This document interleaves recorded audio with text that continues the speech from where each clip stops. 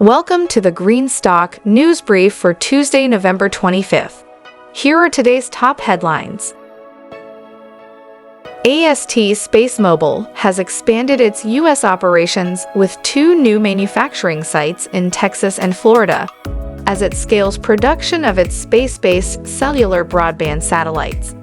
The company's largely U.S.-controlled, vertically integrated manufacturing footprint now includes 5 Texas facilities plus locations in Maryland and Florida, reinforcing its investment in American space innovation and job creation. XCharge has partnered with Electromin, Saudi Arabia's largest EV charging operator, to deploy battery-integrated fast-charging infrastructure across the kingdom in support of Vision 2030's aggressive EV adoption goals. The rollout centers on XCharge's GridLink system, which delivers nearly 200 kilowatts of DC fast charging with minimal grid input, supports solar integration, and enables reliable charging in low-power or off-grid locations.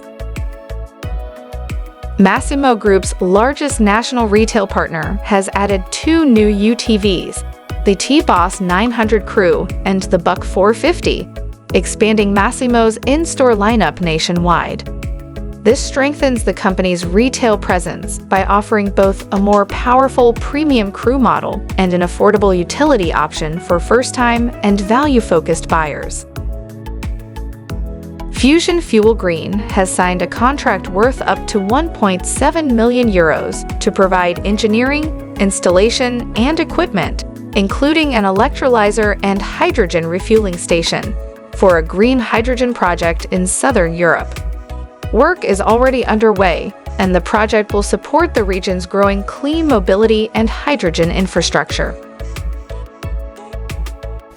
Thanks for watching Greenstock News. If you liked the video, please hit the like button. If you want to see daily Greenstock News videos, hit the subscribe button. And if you have something to say, please leave a comment.